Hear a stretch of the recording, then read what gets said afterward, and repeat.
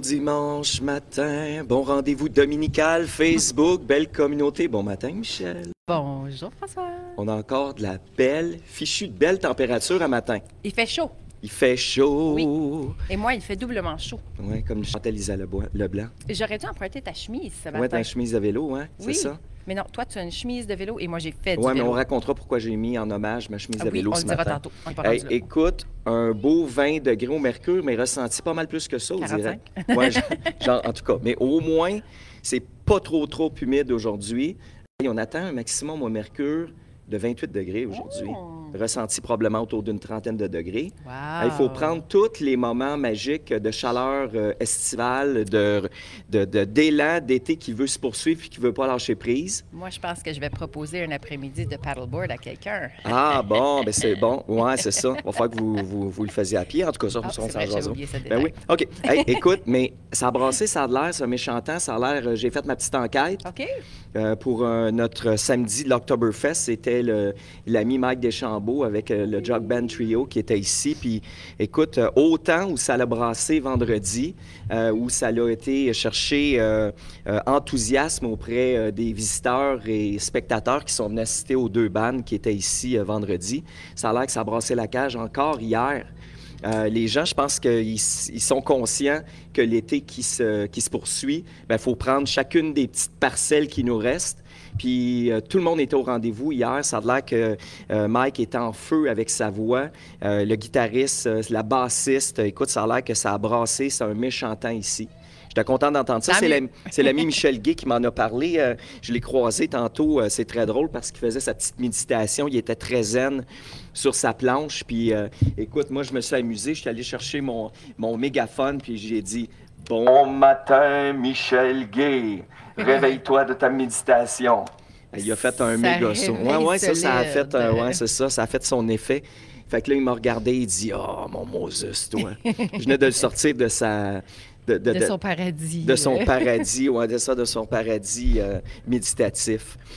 Écoute, ben oui, on a une belle température ici, encore une fois, sur la terrasse du village des Écluses. On le rappelle pour celles et ceux qui voudraient pratiquer les activités sur le cours d'eau ici. La location, je voyais que ça s'activait ici. Là, on est en train de sortir les équipements. De 10h à 17h, on va pouvoir pratiquer donc la planche à pagaie, le kayak.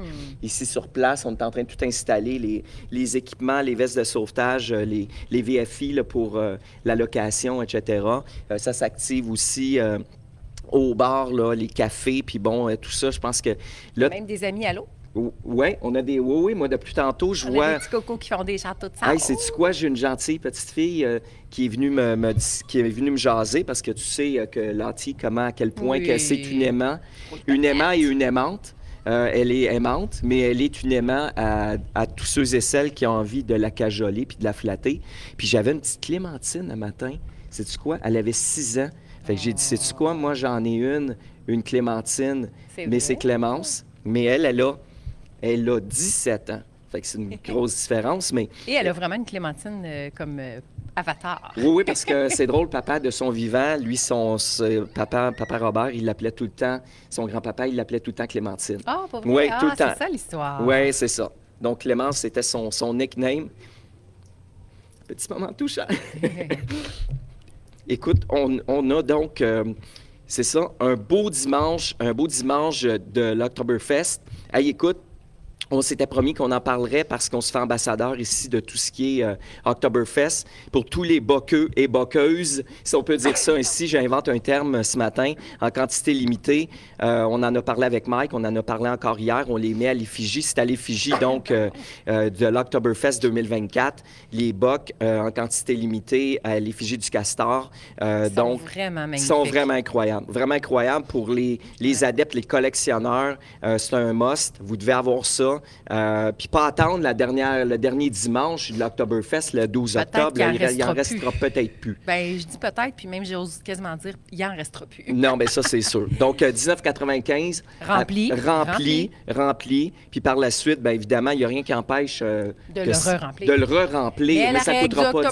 C'est ça. On ne se saoule pas. On ne se saoule pas. Puis on ne part pas avec le boc. Bien, à moins que tu l'aies payé. Bien, c'est ça. Une fois que tu l'as payé, si tu as un boc dans les mains, c'est parce que tu l'as acheté, donc tu peux partir avec. Exactement, exactement. Hey, écoute, ben c'est ça. Moi, j'ai réécouté notre balado d'hier en étant sur mon événement hier. J'avais un petit moment. Écoute, belle rencontre inspirante de Sabrina Perron, qui est venue nous parler du marché de Noël. De la vitrine de Vaudreuil-Soulanges. Effectivement, ça donne le goût. On est dans l'essence, on s'est inspiré de voir de l'artisanat. Tu vois, on en a encore notre beau crapet. Hier, on s'envoyait des messengers. Moi, je te proposais des noms. Toi, tu m'en proposais un autre. Mais écoute, c'est notre petit clin d'œil de M. Roger Perrault. Là. Je le trouve, c'est notre mascotte. Il est magnifique, je l'adore. Oui, notre mascotte colorée, notre petit crapet qui nous apporte la couleur. Moi, je te proposais Galarno. Toi, tu proposais plus Crappy. Oui, Crappy. Oui, Crappy. En tout cas, on verra. Pour l'instant, c'est notre poisson. On est comme des poissons dans l'eau avec lui sur notre plateau pour nos rendez-vous dominicaux. Écoute, je pense qu'on va avoir une belle rencontre aujourd'hui. Ah, tellement! Oui, effectivement. Parce que ce qui est particulier, c'est que tu as une belle famille. Tu as une belle famille. Toi, tu es la seule fille d'une famille de 4. Oui. Donc, 4 enfants, 2 parents, là, quand même. Oui, non, on s'entend dans les enfants, je parle. Oui. Puis, effectivement, on a l'heureuse visite d'avoir un de tes jeunes frères qui est de passage. On va le présenter plus en détail, mais d'entrée de jeu, je pense que l'or est tombé. Je pense que vous avez été aspergés, vous autres. Je pense que, d'après moi, ils ont garoché ça à Chaudière chez vous. Je pense que vous aviez des parents qui étaient passionnés par l'art pour avoir généré des enfants qui sont des artistes multidisciplinaires puis qui sont intéressés par l'art.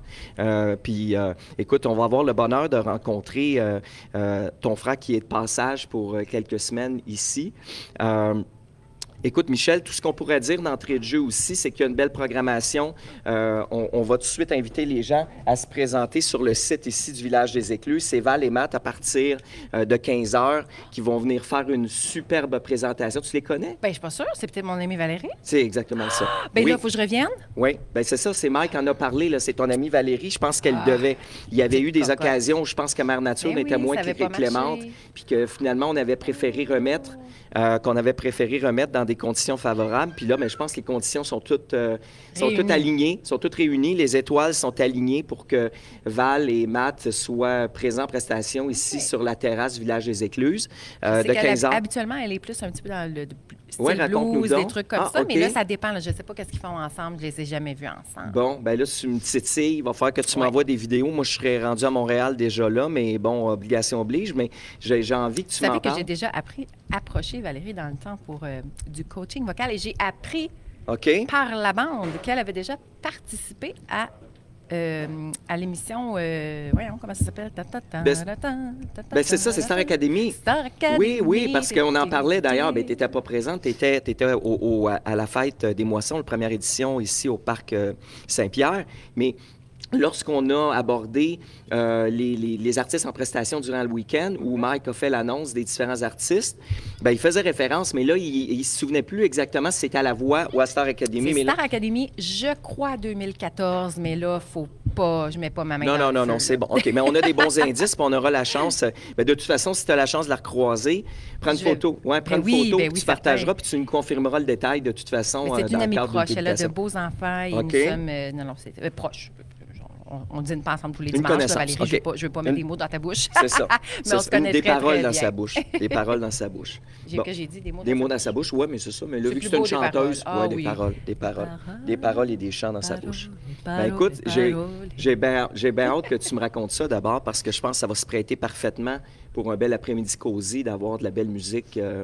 Je pense que c'est ça, effectivement, que c'est plus blues, jazzy. Oui, plus cosy. Bon, ben c'est bon. Écoute, on a hâte de découvrir ça. Écoute, je pense que sans plus tarder, sans tambour ni trompette, je vais me faire porte-voix et on va inviter notre artiste multidisciplinaire. C'est dur à dire, artiste multidisciplinaire. je vais en venir à bout. OK. J'invite à notre plateau Monsieur Guy Marsan.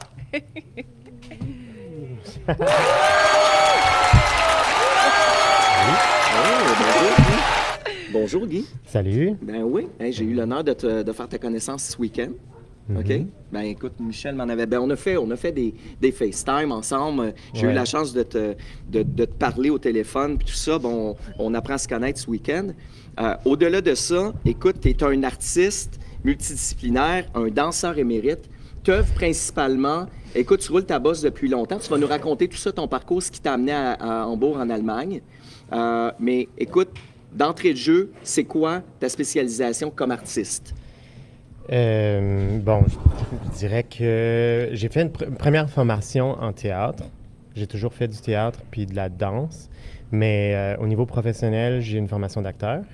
Puis après, étant donné que j'ai toujours dansé, j'ai continué dans ce mode-là, plus mouvement, danse, théâtre physique, même de l'acrobatie, du cirque, travail sur les échasses. Donc, j'ai fait une formation aussi en mime corporel, théâtre physique à Paris, avec une école qui est aussi une compagnie de théâtre. Puis ça m'a juste donné vraiment un bagage d'expression corporelle.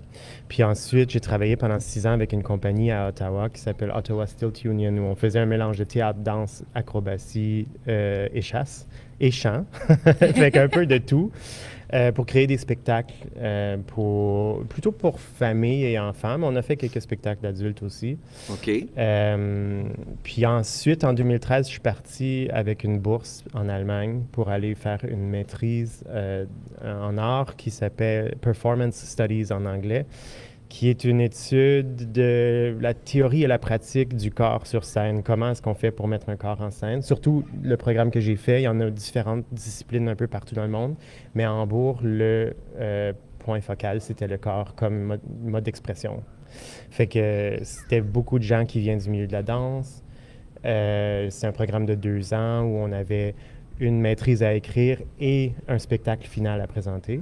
Puis on avait un partenariat avec un théâtre local qui est quand même assez renommé en Allemagne. Puis depuis ce temps-là, ben j'ai des contrats là-bas, puis je suis resté. Ça fait déjà 11 ans. C'est ça, oh my God, 11 ans? Oui. Qu'est-ce qui est la différence culturelle là-bas en Allemagne versus ce que tu pourrais comparer versus le Canada? Est-ce qu'il y a plus... on investit davantage sur ces modes d'expression-là? Culturellement? Je ne veux pas trop généraliser, non, mais en même temps, il y a des choses... Oui, il y a une grosse différence. Puis je pense que comme déjà là, la grosse différence, c'est qu'en Allemagne, c'est un tout petit pays qui est peut-être 30 fois plus petit que le Canada en entier. OK. Peut-être, c'est quoi... même plus petit que le Québec, ben oui. Puis il y a 85 millions d'habitants. Ça doit être un tiers du Québec. Alors, oh, mon Dieu, déjà, la demande okay. pour des événements culturels est plus grande. Donc, dans ce cas-là, j'ai l'impression que c'est plus facile, en quelque sorte, de faire les arts parce qu'il y a plus de public pour les spectacles qu'on crée. En même temps, il y a plus de compétition parce qu'il y a plus de monde. Mais à Hambourg, j'ai trouvé ma place, puis j'ai réussi à, disons, percer là, au niveau quand même Hambourg municipal, puis aussi au national. Mais je travaille aussi encore des fois avec une compagnie canadienne, fait que c'est ça. Mais si on veut parler de différence, je pense que quand même au Canada, il y a des programmes de subvention qui sont plus avancés au niveau culturel, artistique. Il y a un mouvement rassembleur aussi, si on parle de la francophonie et la culture francophone au Canada. Puis en Allemagne, bien, il y a, surtout au niveau du théâtre, il y a comme une hiérarchie parce qu'il y a des théâtres qui sont subventionnés par l'État. Tu as des ensembles complets, il y a une centaine d'employés qui travaillent pour un théâtre, puis c'est tout payé par l'État. Alors que moi, je fais partie de la scène indépendante. Ça veut dire que là, on a un peu le même système qu'au Canada. Il y a très peu d'ensembles, je pense, qui sont payés pour un contrat à l'année ou sur 2 ans ou 3 ans au Canada, au Québec. Puis en Allemagne, il y a les deux possibilités. Puis après, ce que tu fais, ben moi, je fais de la création artistique. Ça veut dire que déjà dans les théâtres d'État, c'est moins commun. Eux, ils font du répertoire, mais peut-être, bon, des nouvelles mises en scène. Donc moi, je cherche plutôt à créer des spectacles avec des thèmes actuels, avec des nouveaux textes ou bien même sans texte, pour pouvoir vraiment aller aborder des sujets de l'actualité, un peu panoplie de tout, là. Des fois, je fais des spectacles pour enfants, des fois des spectacles pour adultes, thèmes queer, des spectacles peut-être plus divertissant, mais toujours quand même avec un petit... une petite twist innovante. Oui, puis avec un peu un but de vouloir sans trop... en tout cas, de vouloir changer le monde d'une certaine façon positive. There you go, il l'a dit! C'est gros, là. On ne réussit pas tout le temps. Je comprends. Mais pour avoir vu plusieurs, que ce soit des pièces, des chorégraphies, des productions que tu as faites, il y a presque toujours un message. En tout cas, il y en a que c'est des messages flagrants, frappants, une claque d'en face des fois. Puis il y en a d'autres, même si c'est comme La Bulle, un spectacle pour enfants, il y a toujours un petit quelque chose qui vient te chercher. Oui. Il y a toujours quelque chose. C'est un mode d'expression. C'est ça. Puis pour moi, je pense que, je veux dire, si on le fait juste pour le faire, bien, comme... S'il n'y a pas un petit message en arrière, bien, je pense qu'il n'y a pas de point de le faire, ou c'est juste un jeu. Puis pour moi, OK, ça a commencé, c'est toujours le fun, c'est un jeu, mais on vit en société aussi, comme... Il faut avoir un besoin, il faut avoir sa contribution, on pourrait dire sa contribution. Oui, j'essaie de penser, c'est parce que là, je mélange toutes les langues. Il est en train de traduire 3 langues en même temps dans sa tête. C'est plus qu'un besoin, c'est plus que du drive, c'est ta motivation. C'est une passion, mais c'est une... même là, j'ai plus le mot en allemand, mais c'est comme... Je peux pas faire autrement que ça. OK. Puis même, souvent, les gens me demandent, ouais, mais est-ce que tu peux t'imaginer peut-être faire un emploi plus ordinaire, là, du 9 à 5 dans un bureau? Puis je dis non, je peux pas. Never. Mais des fois, j'y pense, parce que c'est pas facile, la vie d'artiste. Bien, c'est parce que ça fait combien de temps tu danses? Parce que tu me dis que ça fait 11 ans que tu es en Allemagne, mais tu as tout ton parcours également au Canada. Là. C'est ça. Moi, j'ai officiellement fini mes études en 2006. Puis depuis ce temps-là, je travaille avec des projets professionnels. Je gagne ma vie là-dessus. Bon, c'est sûr que... Tu as travaillé fort, mais tu es un privilégié d'avoir pu trouver ta niche puis de pouvoir gagner ta vie de ta passion. Mais je le dis parce que je ne sais pas s'il va le dire, mais il travaille fort pour ça. Non, mais j'entends. Je sous-estime pas aucunement. Non, mais dans le sens que, je veux dire, c'est de ce que moi je vois, puis moi je vois beaucoup de gens, je veux dire, la discipline que je te vois avoir à remplir les documents de subvention quand c'est le temps de les faire, à aller prévoir. On a nos amis qui nous assistent. Bonjour!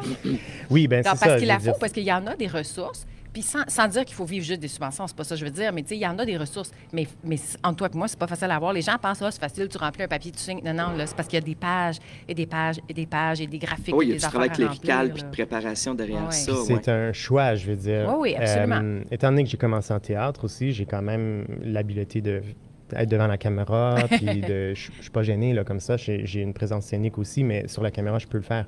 Je me rappelle d'avoir parlé avec une agence quand j'habitais encore au Canada, puis j'ai déjà... Pour moi, on me disait, ouais, mais tu sais, si tu veux faire de la pub, tout ça, c'est ça qui fait rentrer de l'argent. Oui. Mais je leur ai dit carrément, je suis pas prêt à faire de la pub pour des produits que je supporte pas. J'ai des valeurs ça, tu voulais qui sont pas te importantes. prostituer, ouais, c'est ça. Bon, exactement. Là, on en parlait ce matin, justement. Tu parlais toi aussi de valeurs puis des choses qui rentrent pas nécessairement. Puis ouais, c'est ça. Je veux dire, j'ai fait des erreurs dans le sens que j'ai dit oui à des projets en pensant que, OK, ben j'ai besoin de l'argent ou j'ai envie de faire ci, faire ça. J'ai fait mon parcours, mais maintenant, j'ai quand même un petit peu un luxe de dire, OK, ben si ça me plaît pas, je vais pas le faire. Et si jamais ça n'arrive pas là, à la fin du mois parce que je ne suis pas capable de mes projets artistiques, je sais que la réalité est qu'un jour, peut-être que je vais trouver un autre emploi. Pour l'instant... On ne se le cache pas. Comme, des fois, de temps en temps, ça arrive là, qu'on prend un petit sideline. Tu sais, même moi aussi, en tant qu'artiste ou, artiste ou intervenante, tu sais, ça m'est arrivé là, d'aller travailler dans un café ou de travailler dans un endroit pour parer le coup un peu. Là. Ouais. Mais quand on aime ce qu'on fait et qu'on veut faire ce qu'on fait, on fait ce qu'il faut pour le faire. Ouais. Bien, c'est parce qu'on multiplie en quelque sorte, j'imagine, les possibilités, les activités, le type de... Donc, à ce moment-là, on élargit notre potentiel de sources de revenus. Tu n'es pas uniquement centré, unilatéral sur un type d'avenue. Là. Puis j'ai la chance aussi d'être quand même pluridisciplinaire. Je fais plusieurs choses. Je suis pas spécialisé, disons, dans juste un domaine. Fait que tout ce qui est sur la scène, ça, j'excelle beaucoup. Après, je veux dire, j'ai de l'expérience parce que j'écris des demandes de subventions. Je fais de la direction de production pour mes propres projets, donc j'en ai fait aussi pour d'autres personnes.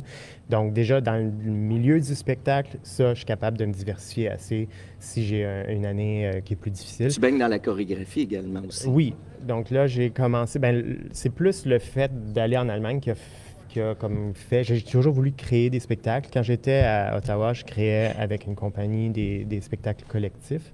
Donc, on avait chacun un mot à dire. Mais là, depuis que je suis en Allemagne, surtout à cause de mon programme d'études, où il fallait que je crée un spectacle, c'était la condition finale. Puis là, j'ai continué à travailler là-dessus. Mais je fais encore des créations collectives, puis je fais mes propres projets. Je joue et je danse pour d'autres personnes aussi. C'est ça qui fait que c'est plus facile. Comme cette année, j'ai juste joué pour d'autres personnes. Ce qui m'aide un peu à me remettre de mon dernier spectacle qui a été un gros spectacle, qui a été une expérience nouvelle, qui a été fatigant aussi. Fait que je me repose un peu. En même temps, c'est dans le milieu créatif peut-être un peu plus difficile parce que je suis occupé avec d'autres projets, donc j'ai pas le temps de réfléchir sur ce qui m'intéresse pour l'avenir, mais c'est un peu pour ça que je suis au Canada en ce moment, pour me ressourcer puis retourner. Oui, puis là, tu vas assister incessamment dans une première. Une première, tu vas aller à Toronto. C'est ça. Des membres de ta troupe, justement, qui font un lancement incessamment. Oui, donc je travaille encore pour Corpus Dance Projects, qui est une compagnie de danse-théâtre à Toronto. Ils font beaucoup de tournées internationales, donc c'est comme ça que je travaille surtout avec eux. Parfois encore au Canada, comme l'été dernier, j'ai fait une tournée. Puis là, ils ont un nouveau spectacle qui est une coproduction avec une compagnie japonaise. Le spectacle Mukashi Mukashi. J'ai pas grand détails. Je sais, je pense ils se sont attardés à voir les différentes représentations du loup, je pense, dans des contes japonais et canadiens. C'est donc bien intéressant de faire les parallèles. Oui, puis ils ont, je pense que c'est 2 danseuses du Canada et 2 danseuses du Japon. Puis là, ils ont créé un spectacle. C'est parfait. Tu aurais pu amener ton costume de mouton, puis tu aurais pu aller... Oui. C'est justement la même compagnie. Je joue le spectacle de mouton et je joue un loup avec eux aussi. Tout est dans tout. Eux autres, ils partent du mouton au loup. Est-ce que je peux me permettre une petite question? Ouais. C'était bien Corpus qu'on avait vu, nous, petits dans le parc, ou non? Bien, petit, parce que est-ce qu'on peut se permettre de faire la petite parenthèse? Parce que c'est un peu c'est quand même une belle histoire. Parce que pour ceux qui ne savent pas, vous ne le savez pas, c'est mon frère. Ben oui, je l'ai nommé tantôt. On est... mais ce que je m'en viens, ils ne le savent pas, mais nous, on est 4. Guy est le frère du milieu, donc il y a moi et 3 petits frères. L'avant-dernier. L'avant-dernier. Et artistiquement, on se ressemble énormément et on se ressemble énormément sur plein de niveaux. Il faut dire aussi que ma première pièce de théâtre, c'était un texte que tu avais écrit. Oh, est-ce que c'était... Je ne me rappelle plus si c'était... Je pense que c'était les contes de... OK, c'est ça. J'avais fait un texte dans lequel... j'avais écrit une pièce dans laquelle tous les contes se mélangeaient. Wow. Donc, le chaperon rouge rencontrait les 3 petits cochons qui rencontraient, blablabla. En tout cas, tout ça, c'est pour dire... Je pense que je venais puis je disais « Grand-maman, raconte-moi une histoire! » Oui, c'est vrai, c'est exactement ça en plus.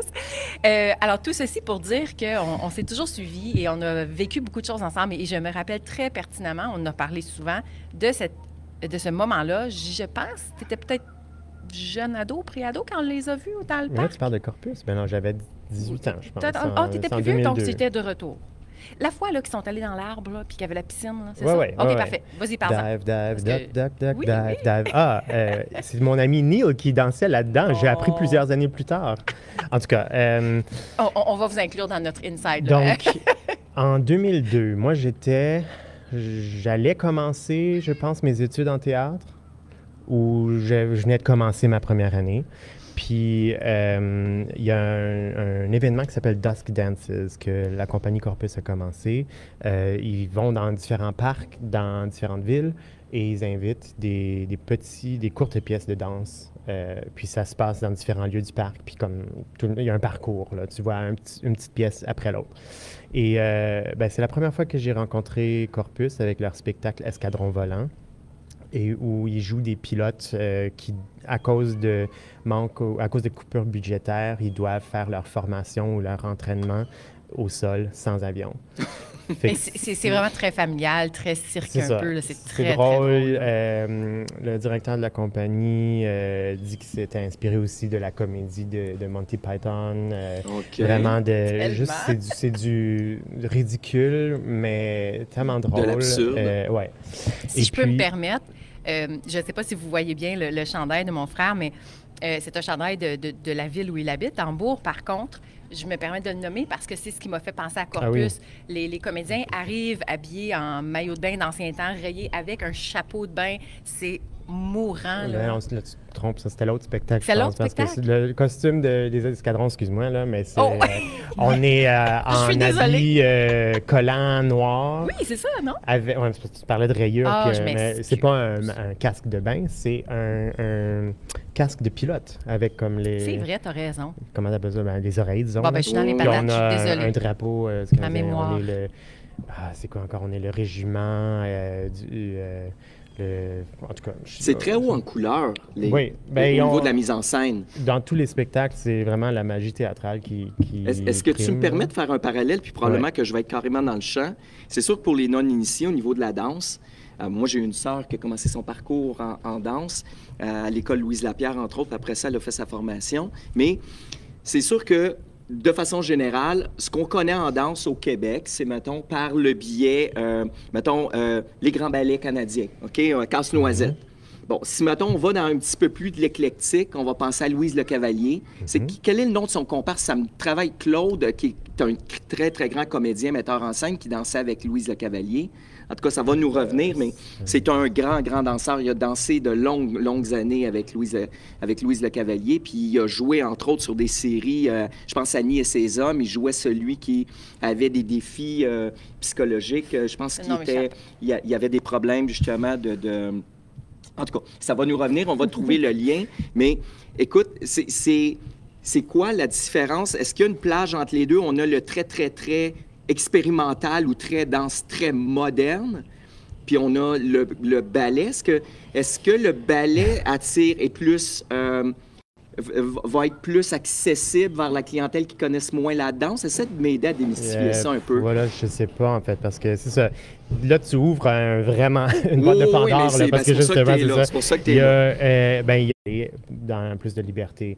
Mais si tu as un corps qui a été formé au ballet, il y a une certaine façon de bouger qui est un peu moins accessible, où il faut vraiment comme déconstruire ce qu'on a appris. Après, moi, j'ai fait plus ma formation en théâtre physique, en danse, jazz, hip-hop, même de la salsa. Puis, ce qu'on dirait... Particularité puis tes spécificités. C'est dur à dire ce mot-là. Spécificité. Ouais, c'est ça. Non, c'est ça. Donc, chaque danseur a, j'imagine, ses particularités et ses... dans le fond, ce qui va le distinguer. Il y a des distinctions qui vont s'établir entre chacun des danseurs, j'imagine. Oui. Puis après, si on parle, artiste, pour revenir à ta question, tu parlais de qu'est-ce qui est plus accessible pour le public. Je pense que c'est une question de ceux qui s'y connaissent. Puis après, il y a la musique déjà qui attire aussi les gens. Fait que je pense que quelqu'un qui aime peut-être la musique classique va être attiré aussi à un ballet plus classique. Mais c'est difficile aussi parce que le mouvement, même si on a tous des corps puis qu'on est tous capables de bouger d'une certaine façon, peut-être pas de la même, mais c'est pas aussi facile d'interpréter un mouvement. Fait que c'est là où c'est difficile pour certaines personnes de trouver un accès à la danse. Parce qu'ils disent, c'est un beau mouvement, mais je sais pas ce que ça veut dire. As-tu un exemple? Je m'excuse, c'est pas facile à expliquer parce que dans la vie, on bouge, c'est pas facile, bouge ta main, bouge à gauche, mais quel genre de mouvements qui sont pas accessibles? C'est comme une suite de mouvements? Je pense que ce serait peut-être une suite de mouvements où c'est plus difficile de savoir ce que ça veut dire. Tu sais. Comme moi, si on parle avec une phrase, un texte, je peux dire « Aujourd'hui, je suis sur la plage ».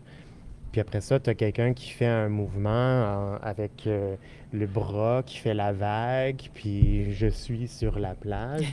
Bien, ça peut être très presque comme un langage des signes, ou ça peut vraiment être abstrait, puis là, c'est difficile de lire, de comprendre qu'est-ce que ce corps-là essaie de me dire. OK, je comprends. Il y a des gens qui sont capables de le faire, puis ils sont capables de faire l'abstraction, puis ils sont capables de dire « Ah, mais je me suis senti comme ça en voyant ça. » Il y en a d'autres pour qui c'est pas facile, mais c'est la même chose. Si tu vas au théâtre, il y a du monde qui n'aime pas ça. Puis il y en a qui sont plus pour la musique, il y en a qui sont plus pour les ordis. C'est comme...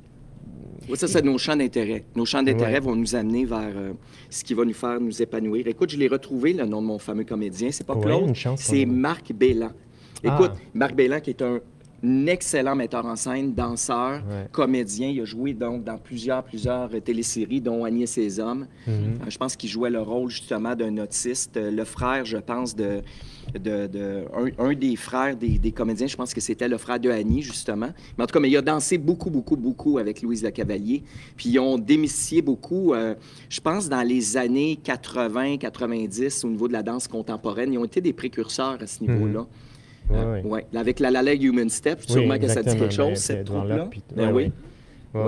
Puis c'est ça, comme quand je suis en Allemagne, souvent les gens vont nommer ces noms-là. Non, parce que là, c'est les poils blancs là, qui... Non, mais c'est ça. Oui, il y a une question de génération aussi. Céline Dion, puis Ginette Renaud. Il y a des artistes du Québec qui sont connus à l'international, je sais pas, les années 80, comme tu disais. Puis même 90, je pense que Louise Cavalier était en Allemagne en tournée aussi l'année dernière ou quelque chose comme ça. Je me pour de vrai? Trop, là, il me semble que j'avais vu ça. Mais c'est ça, je veux dire, il y a tout le temps des générations, puis il y a tout le temps quelqu'un qui rentre puis qui dit « OK, mais moi, je fais quelque chose de différent de ce que les autres ont fait. » Non, mais ça prend tout le temps ceux et celles qui ont tracé le chemin avant, puis qui inspirent, qui sont inspirants. C'est toujours un peu de tracer la route. Mais par curiosité, peut-être, je suis curieuse de savoir justement, c'est qui les personnes qui t'ont inspiré? Tes inspirations? Ben, en tout cas, j'ai un nom en tête, mais je ne le pas. Je trouve ça difficile. Avant, j'en avais beaucoup, puis je sais pas si... En tout cas, non, mais disons les premiers une artiste... Corpus, déjà, ça, c'était pour moi, c'était comme la grosse affaire, puis maintenant, je danse pour cette compagnie-là. Fait que c'est comme... Je me rappelle à quel point bizarre, c'est la même chose. Je veux aller faire des études en Allemagne, puis peut-être vivre là, puis là, je vis là. C'est comme... j'ai toujours eu un genre de vision board. J'y vais, puis je le fais, tu sais. Mais non, artiste chorégraphe canadienne... Bon, là, le nom ne me vient plus parce que j'essaie de le chercher. Là. OK, mais je vais te laisser le retrouver. Oui. Mais écoute, moi, la question qui me brûle les lèvres, c'est quand tu parlais tantôt de représentation, puis que tu parles de tournée, ça se calcule en... Le nombre de représentations, quand tu dis « je vais présenter un spectacle », ce qu'on a mis en scène, c'est plusieurs représentations. C'est pas une occasion unique ou 2-3 spectacles. Bien là, ça, c'est une grosse différence entre l'Allemagne et le Canada français et anglais. Il y a en Allemagne, où j'habite au moins, là, une tendance dans les spectacles de création de seulement faire 2, 3, 4, 5 représentations maximum. Après ça, il faut que tu te pousses pour essayer de faire de la tournée. À Toronto, un peu moins au Québec au niveau de la formation, de la création. Mais en général, je pense que c'est 2 ou 3 semaines de représentation. Au moins, comme genre mercredi ou samedi, une représentation tous les jours. Fait que ça t'en fait peut-être au moins 8 si tu as j'imagine pour rentabiliser ta pré-prod. Parce que c'est sûr que toutes tes répétitions, ta pré-prod, si tu... Parce que pour constituer bien une représentation de façon normale ou de façon... C'est quoi? C'est un 90 minutes? C'est un 75 minutes que tu es sur scène? Ça dépend des spectacles. Moi, je vise, si je crée quelque chose, autour de 60 minutes. OK. Puis c'est ça. Ça dépend aussi du public cible. Si c'est un spectacle pour enfants, ça va peut-être être plus dans le 45 minutes. Pour garder l'attention? Oui. OK. Mais sauf que si tu arrives sur scène, pour préparer ton 60 minutes, pour que les gens comprennent bien en temps de répétition... est-ce que tu l'as évalué, ton temps de répétition, pour préparer ton spectacle? En général, pour un spectacle de création, moi, on fait à peu près 6 semaines de répétition. Oh my God, OK. Puis ça, c'est sans compter toute la préparation. Moi, si je fais un spectacle moi-même, ben je vais faire de la recherche à l'avance. Je vais peut-être même commencer à faire un développement de mouvements, vocabulaire qui m'intéresse pour travailler ensuite avec les danseurs. Et puis, ben c'est ça, toute la thématique, de faire la recherche aussi, d'avoir des conversations avec des gens par rapport à des spécialistes par rapport au thème qui m'intéresse. Je comprends. Fait que, en gros, c'est 6 semaines avec toute l'équipe, puis probablement au moins un autre 2-3 mois de préparation, recherche, mais étalé sur plusieurs mois, là, vraiment. OK. Donc, à ce moment-là, on aurait avantage. On est toujours là, Michel? On est pas ensemble. On n'est pas en image, mais on est ensemble. Bon, OK. Qu'est-ce qui se passe? Bon, OK. OK. Bien, est-ce que tu préfères qu'on reprenne? OK. Écoute, moi, ce que je serais tenté de te demander à ce moment-là, c'est comme concepteur, tu veux assurément, à ce moment-là, t'organiser pour aller en tournée. Parce que si tu investis 2-3 mois de pré-prod, puis de conception, puis de recherche, ben, tu vas vouloir optimiser, j'imagine, le temps de travail et de recherche que tu auras fait. Oui, fait que déjà là, c'est un autre travail administratif à faire, d'aller parler avec les théâtres, d'essayer de vendre à l'avance le spectacle. C'est toujours difficile parce qu'avant de voir le spectacle, le théâtre ne veut peut-être pas l'acheter. Je comprends. C'est tout ça. C'est de la gestion complètement. C'est pour ça que des fois, c'est fun de juste être performeur puis de danser dans un autre spectacle où quelqu'un d'autre s'occupe de tout ça. Mais oui. J'ai tendance à demander, je vais juste faire une petite interlude, une petite pause. Michel, est-ce que tu préfères qu'on fasse une pause puis qu'on reprenne? Parce que là, ça serait très agréable qu'on puisse voir l'image si jamais tu me dis qu'on n'est plus là. Bien, on pourrait faire ça. Heureusement, les gens, si vous êtes vous avez écouté, vous nous avez entendu, mais on va faire une petite pause pour revenir avec l'image. Oui, puis on va reprendre. Est-ce que tu sais à peu près où? En tout cas, on va faire une pause puis on revient. OK, parfait. À très bientôt, tout le monde. On est sorti?